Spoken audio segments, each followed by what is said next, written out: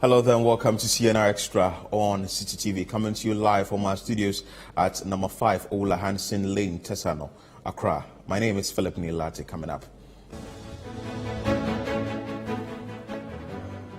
former Deputy Minister for Trades and Industry, former MP for Shama Atu Pamford dies.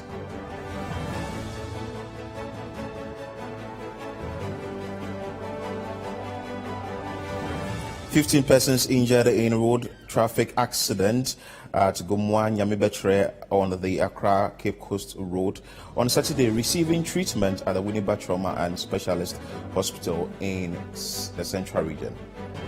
A Ford and a tipper truck head-on collision. Now I'm saying Ford no you're wrongful overtaking. I'm not pushing a tipper truck now. Appreciate a buy. A buy by the grace of God. Mama move around a bomb with ye. Mama people with the ambulance. And we will bring you a story on the dangerous female cyclists who wear long veils and dresses while riding face a phenomenon prevalent in the northern region. Overtaking resulting in the accident. Officer in charge of the rescue team from Winneba, ADO2 Jude Opong Menu, says it took personnel several hours to take the driver of the Ford car from the wreckage as a result of the impact. A Ford and a tipper truck head-on collision. Now I'm saying Ford no you're wrongful overtaking. I'm not pushing a tipper truck now. Appreciate a buy. A buy by the grace of God. Mama move around a bomb with ye. Mama people with the ambulance. Urban credit share more council. Basically, now can see shattered glasses with when the call from young men, TV, clear shattered glasses, and a proper council making sure say traffic will be free again. Would use this opportunity to advise drivers in these times, when it's wrongful overtaking. This one was caused by wrongful overtaking. So, more driver, trauma. Now, you try tipper truck driver, a train hook account is like one train hook account. A mom walk on and say a simple. It's this your mom walk a canon paper a day. Only you are the mama ambulance, medium trauma specialist hospital. And that driver, so from to me, you'll be okay, but driver and air because impact, error, a kind of side, and your child will head injuries a lot, any waist injuries into filter phone more around. Fortunately for them, filter phone around into a catalysis, them machines, that's so bright. My coffee, and one day I had to Chiama at the grace of God, yes, security driver now, in the court. So far, the near will be out with you. So far, I'm not doing it. So that is a very sad one there. Over 15 passengers dying in a road crash there. And you know, the issue with road crashes is becoming one too many. But yes, that has been attributed to a number of factors. The drivers getting tired and they'll still want to drive on the single carriageway that we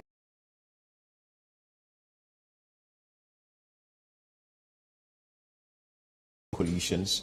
Then the issue of over or speeding, let's put it that way, and a number of things that have been put in place that at least the National Road Safety Commission has come out to say that if certain actions are being taken by the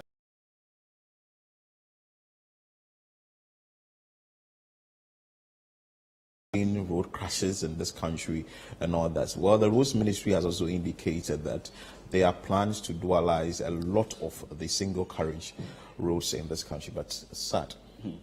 Exactly so, and for me, my interest is the fact that if you take the Accra Cape Coast Road, for example, you realize that it's a hotspot when it comes to road crashes in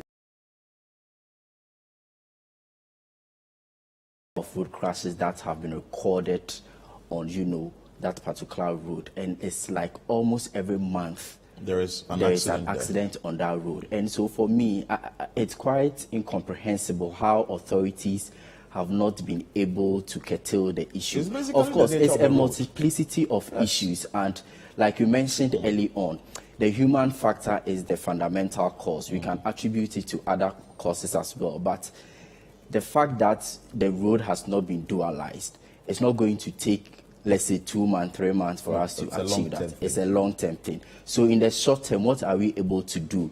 Are we able to ensure that drivers do not speed?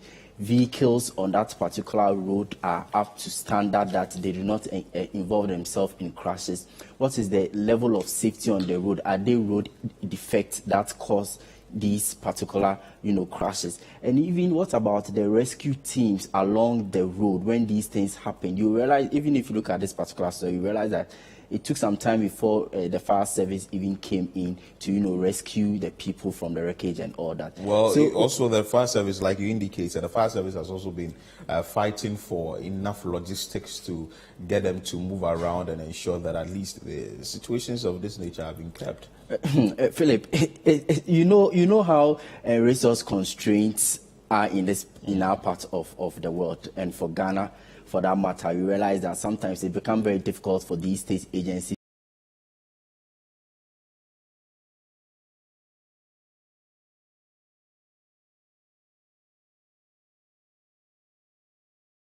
lives. 15 people are gone over the weekend or even yesterday. A lot more has happened in the past. We cannot sit down for more to happen in future. The time for us to, curtail this particular issue once is now. And the carnage on our road, I mean, you can take the Kumasi Road, for example. But I think even with that one, the Accra-Kumasi Highway is becoming a little bit okay, because not long ago, the National Road Safety Commission conducted a survey and indicated that now the dualization of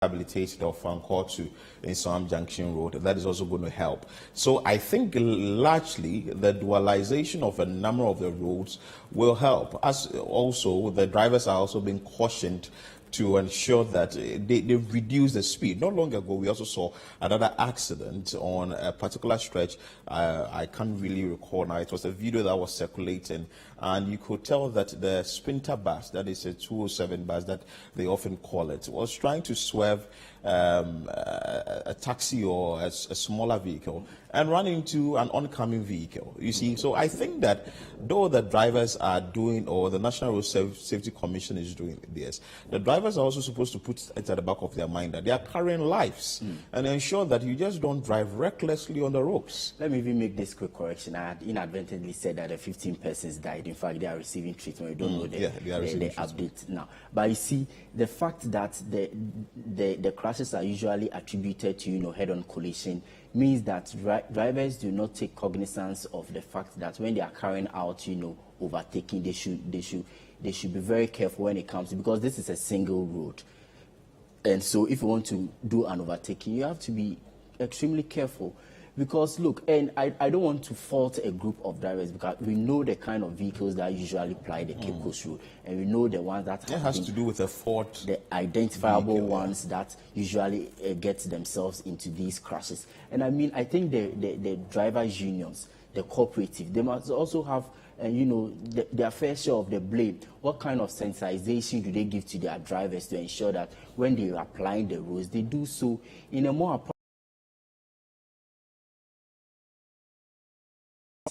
These are family members. A lot of people, depend on them. Should they lose their lives, the number of dependents who would have to cater for themselves alone would increase. And I mean, you realize that in most cases, people even travel in families. And if you are not careful, you get a family that perishes in this kind of crashes. So I mean, drivers, Road Safety Authority, Ministry of Roads and Highways, and I think for me, it's high time we even dealt with this particular road traffic accident as a public health concern.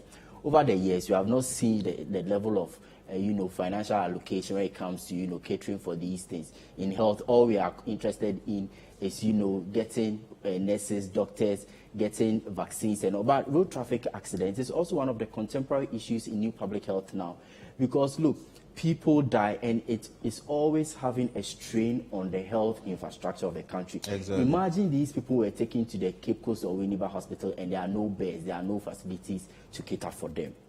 You will see that there are some hospitals that have accident, trauma. What is the level of preparation? What is the healthcare staff and all that?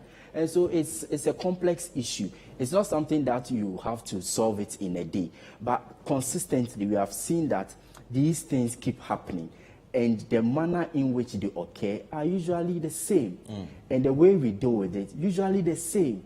And so when it happens, they go to the hospital, they are treated, some of them get wounded, they are discharged.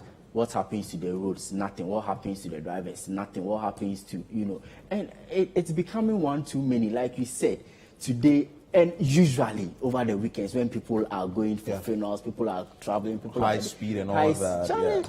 It's quite troubling because over the weekend when I heard the story, I said, this Cape Coast Road again. This Cape Coast Road again. So I think Road Safety Authority. But the Road Safety Commission also say that they are doing their part of the Why issues you put to in ensure measures? that. You should do monitoring and evaluation. So right now the implementation and enforcement is the problem. It is the problem. Because if you've put in the measures and it has been implemented, but the enforcement ensuring that drivers go at a particular speed limit and they flout it. Like usually they are in a hurry to go and come and pick more passengers they need the money and they have to make their drive sales. to and flow So very maybe fast. we should also make a passionate appeal to car owners. They shouldn't pressurize their drivers to bring in because it's be as it may. It's a serious issue because Very you realize serious. that Very they want serious. to make the sales so that they will go and give it to their car owners and also get their car. So I think it's a comprehensive issue, like the drivers, transport owners, transport operators, road safety authority, health experts and all that. They should come on board. Let's find a comprehensive way of dealing with crashes on our road because look, we can't continue to lose lives, people getting injured. Some of them are left with permanent scars, permanent injuries, disabilities and all that. And so I mean, it's high time we dealt with So the this National issue. Road Safety Commission has served notice that drive alive or arrives alive and ensure that you don't involve yourself in road crashes on the road. But then again, the implementation sometimes may be the issue, ensuring that drivers drive at the the required speed limit, and also the police, that is the MTTD, ensuring that the right thing is being done on the road. But then we wish the 15 passengers speedy recovery. Let's move away from that story and bring you a story from Ebuakwa South Municipal Assembly, and they are appealing to the Ghana National Association of Small-Scale Miners to assist them for the reclamation exercise in terms of mining activities. Let's bring you that insight. Now, the Ebuakwa South Municipal Assembly has made a passionate appeal to the Ghana National Association of Small-Scale Miners to assist the Assembly in a reclamation exercise. The Assembly, which commenced some reclamation of degraded sites, has become incapacitated in the past month, leaving the lives of community members at risk. There's more in this report by City News' Neoni Amati Kanaku. Mine pits that have been left uncovered by both legal and illegal miners in the eastern region continues to pose danger to inhabitants of mining areas. These trenches filled with mud and rainwater often end up swallowing unsuspecting farmers anytime they visit their farms, and in some cases school children who go out to play around these mine pits. In January this year, a gentleman who went mining with his friends in the Esiakwa portion of the Etiwa Forest Reserve unfortunately got drowned in one of such pits. The Ebuakwa South Municipal Assembly, since the formation of the Interministerial Mining Committee, began some reclamation exercise to help deal with these accidents. But according to the Assembly, it has currently exhausted its options.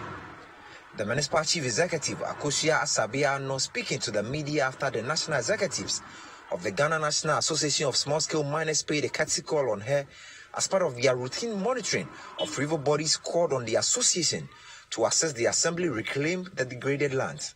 Ebuakwa South Municipal Assembly, government ashase or reclamation papem any efiasa side. Na yebese Association of Small-Scale Miners so omona reclamation ka machine ayewi yedi omo no mo wo. Enti omo meboa ye na mfie bi atwam no. The ankrofo ye ya omo jegu ho a petini ade wo ho no omo meboa ye na yentumi nkata so.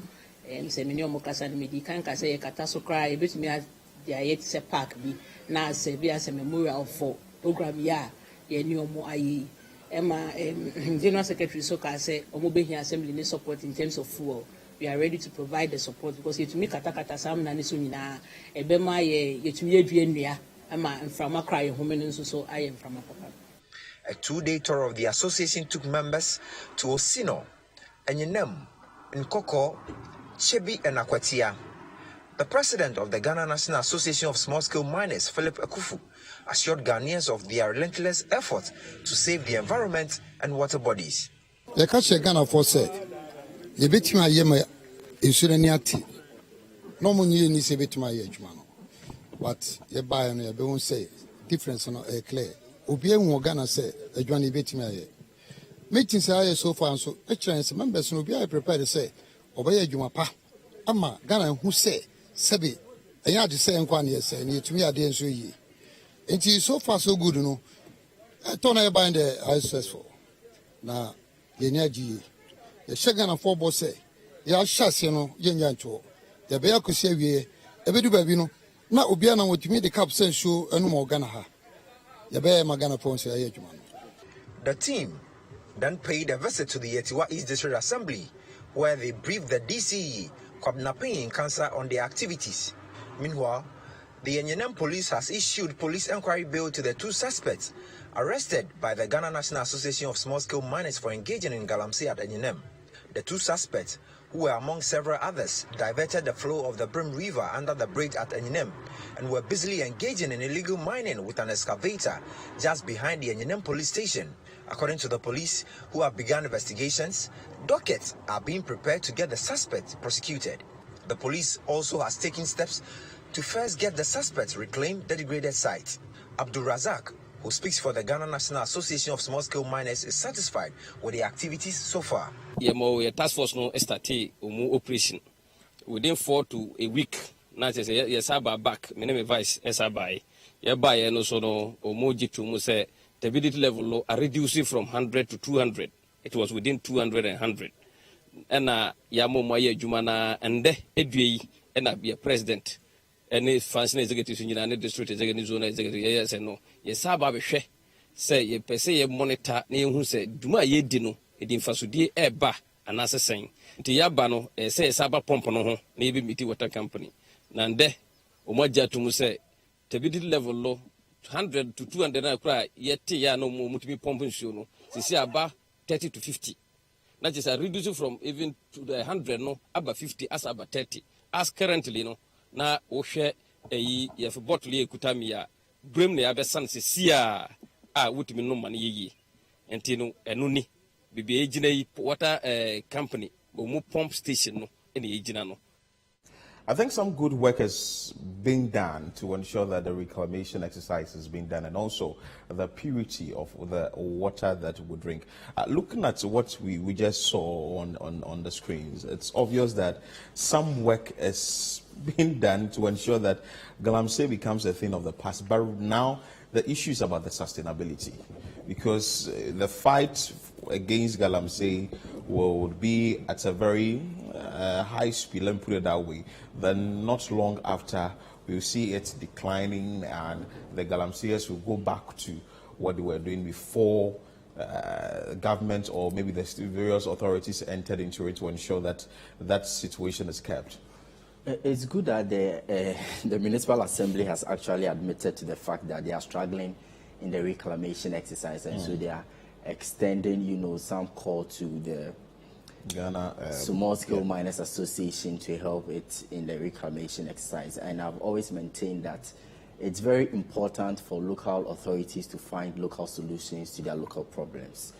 And so if they think that this is the way to go for them, then they have to put their words to action and not start and then leave it along the line, because we've all come to terms with the devastating effects of galamsey on, vast arable lands and, water bodies. And for us here at City FM and City TV, our campaign against illegal mining.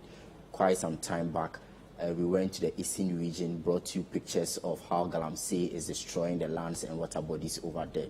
And so for the eastern region in particular, and this time around, we are being told that Ibuakwa South Municipal Assembly. And so they are appealing to the small-scale miners. I want to believe that they are asking the support or causing the support of the small-scale miners, because they know exactly how these people are going about as far as Galamsey is concerned. And so for the reclamation, it's very important because, look, people may go about doing, the legal form of, mining. Yes. But if they are not able to reclaim the lands afterwards, it brings about a lot of problems. And so trying to find a balance between those who are doing it legally and illegally is very important. And so people depend heavily on these lands for, agricultural activities and also for the water bodies. Recently, even the Sanitation and Water Resources Minister, Abna Dapa, went to some parts of Osino, and the Ghana Water Company Limited there was lamenting the high cost of, treating, the water bodies over there. And over the time, we have also realized that these non-reclaimed lands have also become death traps for, residents, putting their lives in danger and at risk. People do the mining, but they don't cover up the pit. People get trapped in there. Sometimes for days, they are retrieved and realize that they've passed on. You remember the story of the children who were trapped in the Galamsey pit, and across the country, these stories are very, And the MCE was also saying, the MCE for the Ebokwa South municipality indicated that they are hoping that after the reclamation exercise, they will plant some trees on the land and ensure that, it should be part of the reclamation exercise. Exactly, you can't just cover it and then leave it. The trees that have been destroyed, you have to replant them. Afforestation is very important. And so it's good that the Assembly has, begun this particular giant step. We want to wish them well and then encourage them to continue, because look, we do not want the situation where, Galamsey will be destroying a lot of things for us. And for me, I also want them to extend this particular call to, the chiefs in the areas, because in the Western region, we know how chiefs have been able to, help in the fight against illegal mining and all that. So the chiefs, the municipal assembly, even the security agencies, very, very important. They are key stakeholders in this particular fight. And whilst they are doing about their duties, we want to urge them that persons who are caught, persons who are arrested for flouting, they are severely dealt with to serve as a deterrent to people, because we know how Galamsey will affect our lives if care is not taken to nip it in the bud. Well, so the Ghana Water Company Limited has complained about the dire consequences of Galamsey. Also, the Sanitation and Water Resources Ministry has also complained about it. Now, other assemblies, I would want to say that other assemblies like the Ebokwa South Municipal Assembly, other assemblies should learn from this particular assembly and ensure that at least the reclamation exercise is done, and sustainability is what we are all calling for after the reclamation exercise. We don't find Galamsey rearing its ugly head up again, and at the end of the day, we will go back to square one after all this fight. You're still watching CNR Extra on City TV, still to come.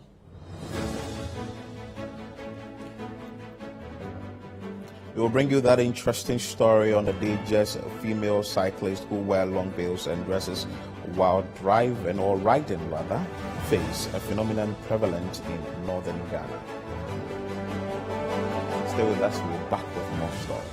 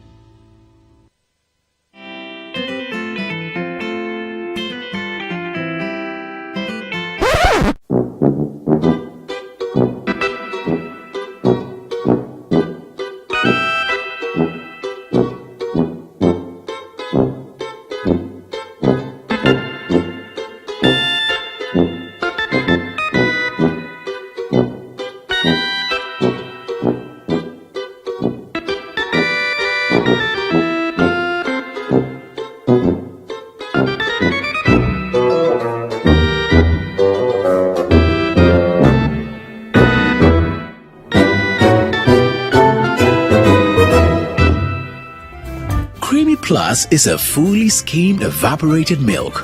Creamy Plus is available in a shop near you. This message has been vetted and approved by the FDA.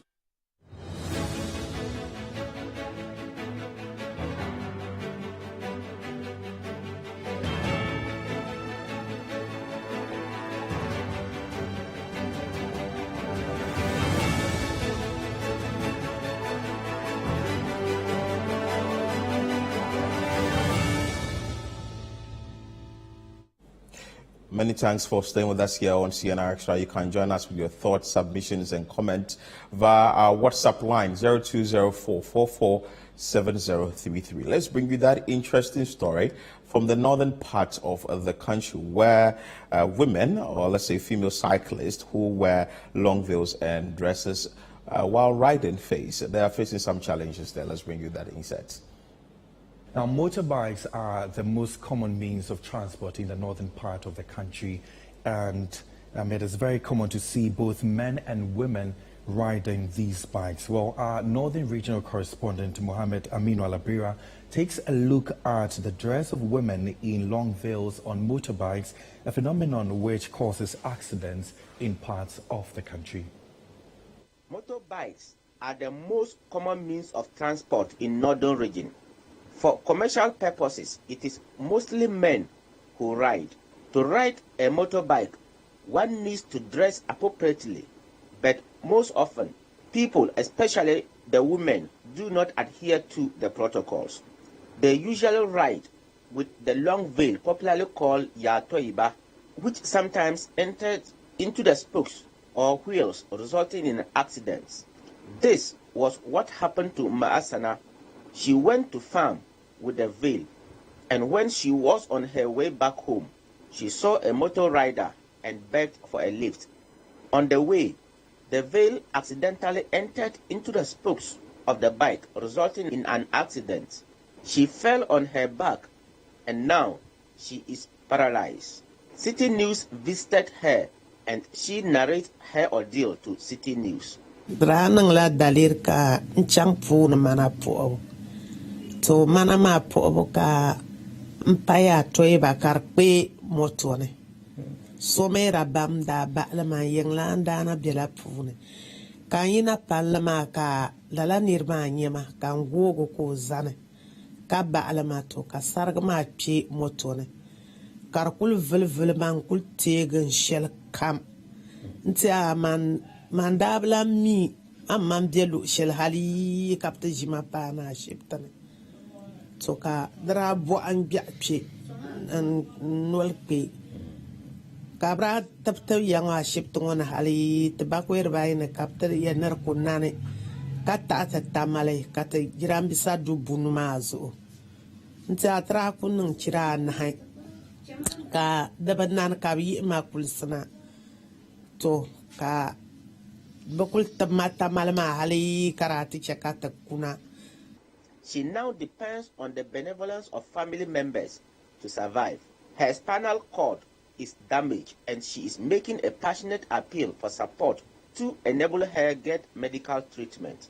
Ayang makanzan ka ba kurtama nto nori bjela chena bi ma bi kane nkuto nang ben sha ma sam man kana ngba yi sron tol jinda to nyel chang belagana tagba kom ma sam man kana mari ka bi ngon kunye ben sha kamo nkuto la ngi son tol ba jindo ku pierlan ko ba ma pune man dan kulnyela mpa na wune mpa otumo na tatamla na wonza anda and shel drama man sa adi wunda ba ban yina na butu zoma na mbwao kanduma na wuni song ba ka baza mi song ma kato nye table zang tama zang pa wunda pshenga bayan song mama polo to ben shakam bela na tatamla ansane na ne yi bayan tab song ma be bang bayan tab mama polo ka yol sayin ba ka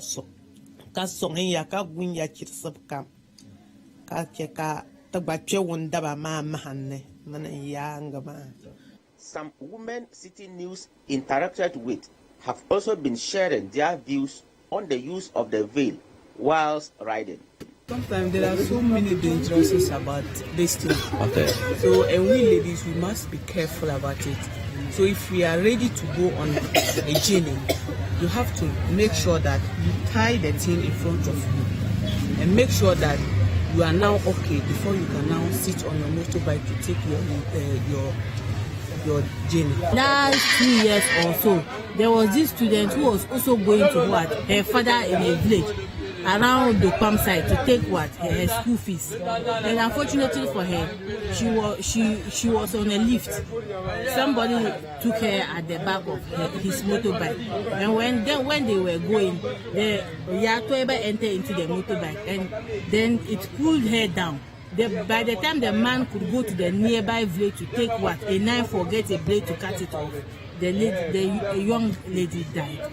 So we should be very cautious about wearing some of these Yatoebes. I would just advise that you wear the short ones. Some men also shared their views with City News and advised women to always take off the veil when they are on motorbikes. And I want to appeal to my fellow men. Please, when a woman stops you by the roadside, to give her a lift and she's in that long veil, ask her to remove it, put in the leg. She hasn't committed any crime by removing it. It's just a safety measure. Take any crime by giving a woman a lift. But you commit a crime when you pick her and she dies through accident in your hands. It's criminal because they will charge you for murder. When you give someone a lift on a motorbike and the person dies in the process, they will hold you responsible. And so let's be very careful. And this is in fulfillment of a command of Allah. It is in the Quran that our women have to cover their nakedness. But our women are overdoing it because they come in sizes, the veils come in sizes. And so if you are going on a motorbike, there's a shorter one. It reaches up to your chest level. Let me just say passport. So there's a passport veil that you can use instead of the long one that reaches up to your ankles. So any woman going on a bike can put on the short one, and that will be in fulfillment of that command by Allah. City News sought the views of some Muslim clerics on the wearing of the veil by Muslim women at all times. Sheikh Khalid Yanshena is a traditional leader and he speaks to the issue. He advises women to take all precautions when on the bike. They have to be careful when they are wearing the hijab, especially what we call Yatoeba. You can wear different hijab without wearing the Yatoeba. You know, that one is very big one, such that they don't want to wear anything inside. That is the problem. Some women wear it alone. Okay. Yeah, they don't put anything inside. They don't put any clothing inside. So when they are in hurry, they just put it. Then it will cover all parts of their body. Okay. Without wearing anything inside, and it costs so many lives. This is a very interesting story, but safety, is very, very important. You may be riding, but you have to ride in the safety gear. That is the helmet. You saw the woman there who of some crashes when she's suffering this situation because she was involved in a crash when she was riding her motorcycle or involved in this particular situation. But I think that the safety issues we were talking about basically borders down on this, and whichever authorities in ensuring that the safety on the road must be put in place must be up and doing.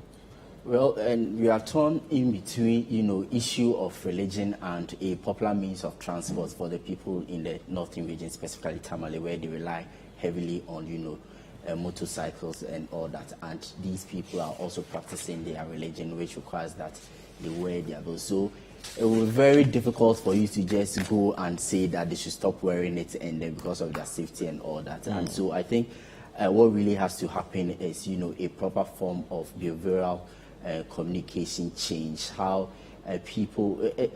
For the wearing is okay, because one of the clerics or one of the gentlemen indicated that they have them in sizes, they are shorter ones. But I think that even though you may wear it, once you sit on a motorbike, you should be able to, because the safety is in your hands, and you have to ensure that you protect yourself. Exactly where I was coming to, that it's important that people are made to understand the dangers associated with wearing it if you don't do it properly when you sit on the motorcycle, because nobody is going to say that don't wear it, because you're practicing your religion and you have that fundamental human right to enjoy the religion, and also if you are going to sit on it. And for many people, they use these motorcycles for proper regular activities, not just as a means of transportation from one place to another. Some of them, they used to run their businesses. That's how some of them are able to cater for themselves and others. So the balance is also there. And so those in charge of ensuring that people are safe in that part, and for some of them, they are not doing it commercially.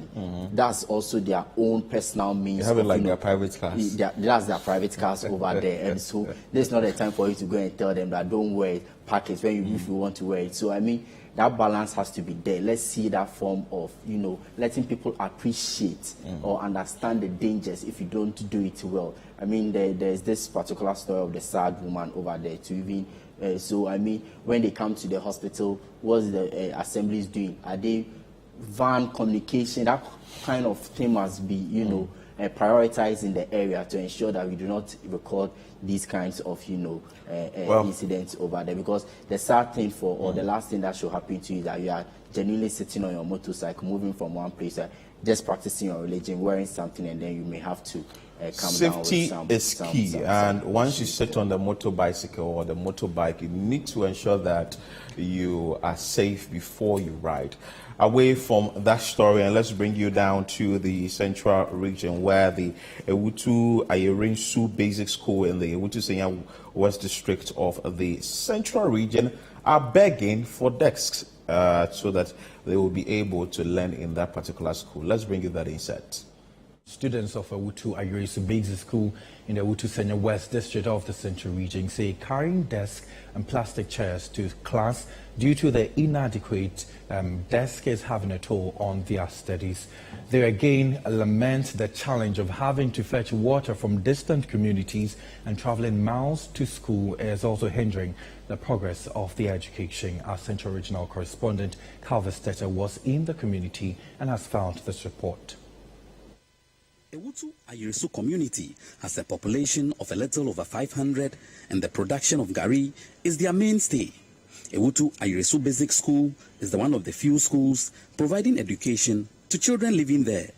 Its huge population is having a toll on the activities of the school, as the lack of adequate table and chairs for pupils has become a worrying trend. Pupils who don't have chairs to sit on are forced to carry one from home, a situation they lament makes them tired before school lessons start.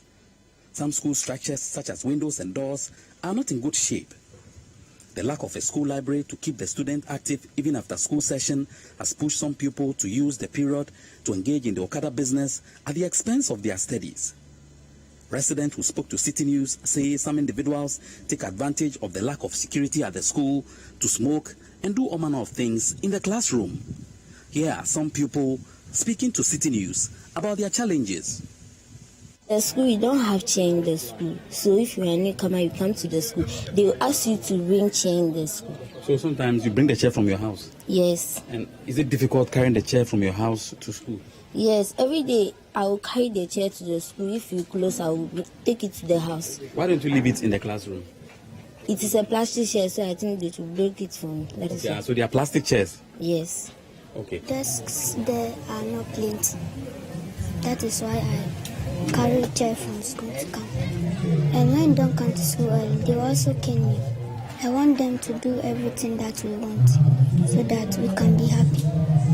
Why do you carry chairs to your school? Because we lack chairs in this school. The chairs in this school there are not many for the students. Some even find it difficult to learn because they don't have any chair to sit on. So learning is very difficult in this school for us.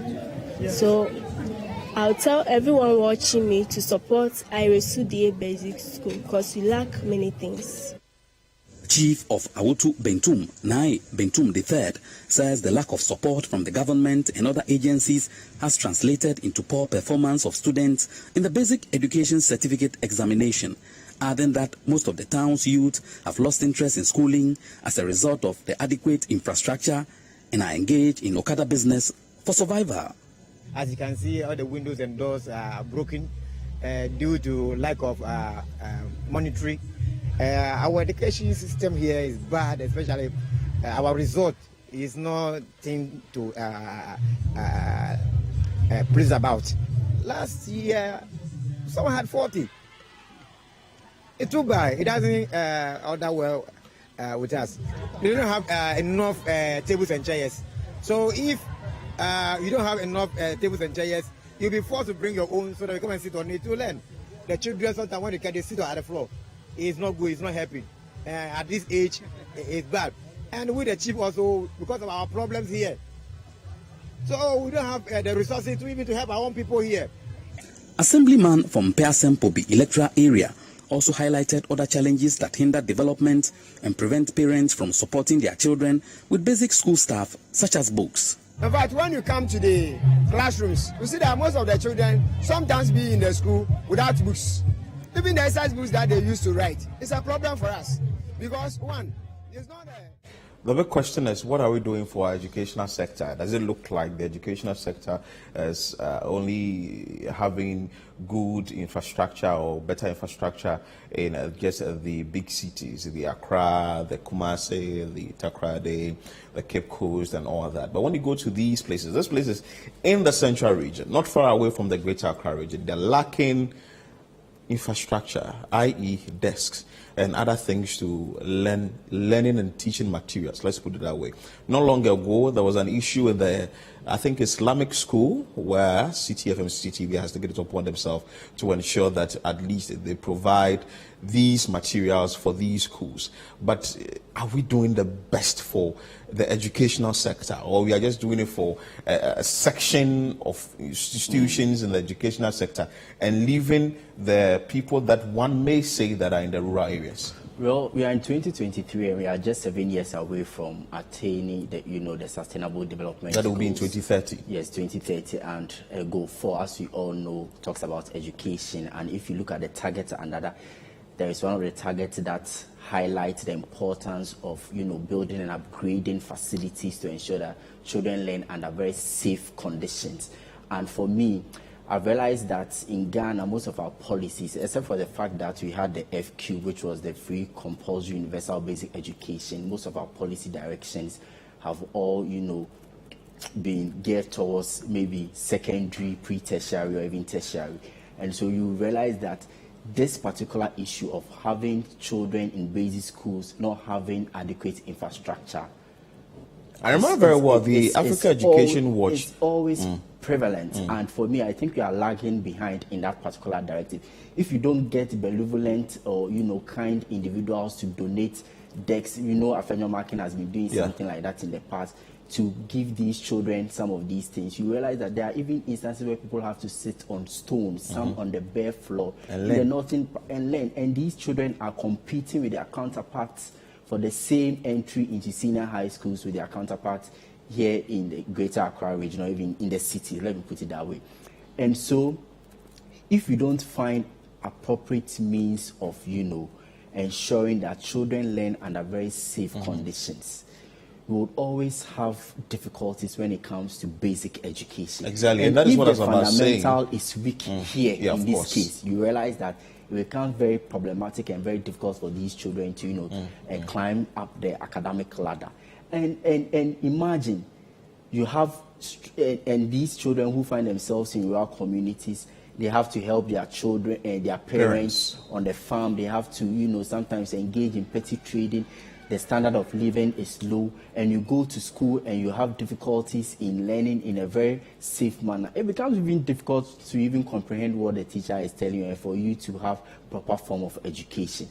I think the time for us, it's high time politicians, use basic education as one of their campaign. Well, and that is what I was saying, that the Africa Education Watch has also indicated that it looks like the focus is on the senior high schools than the basic level. But mind you, the basic level are the same people who will move from that level to the senior high schools and to the tertiary institutions. We'll find another time and talk more about this particular issue. You are still watching CNR Extra on CCTV, still to come. GFA confirms the appointment of Chris Hilton as new head coach of the Black Stars. Stay with us, we're back with that story.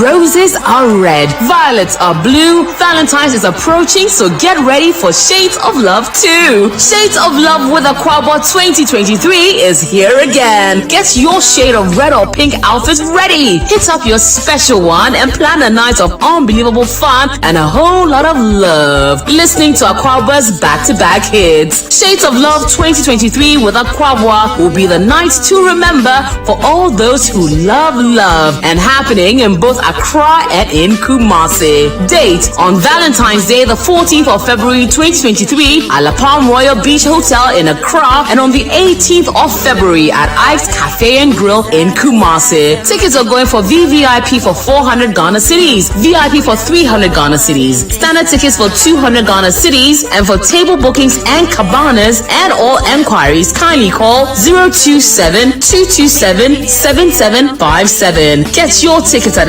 City TV and City FM, Joy FM, YFM, Accra Mall, Eliza's Restaurant, Joli Junction, Metro TV, La Palm Royal Beach Hotel. Shades of Love with Aquaba 2023. It will be awesome. Media partners. Powered by Think Media Expert.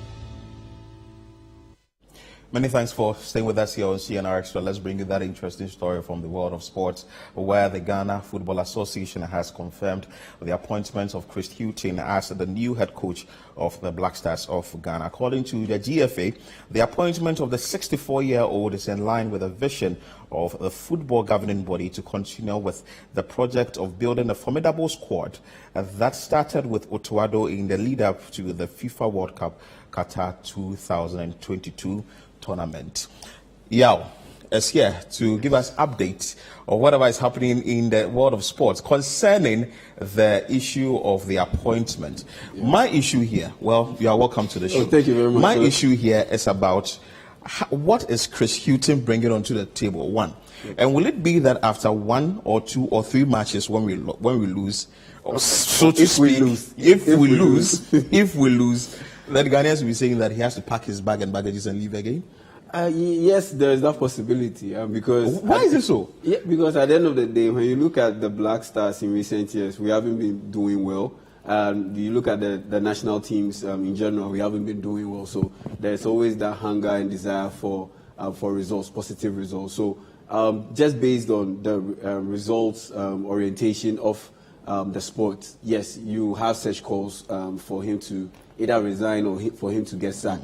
And there's also the perception that he was part of the old regime, and that old regime under Otuado had its issues, and there were reported issues of mass interference from football officials, people close to the team, and there was also reports of player shenanigans in the team, a little bit of forced selections and all. And so if you have a situation where the results aren't going well, all of these factors will feed into that narrative that yes, he isn't the right man for the job, and we should get him out of that role, that position. And also to address your first point, I think he's a good hire.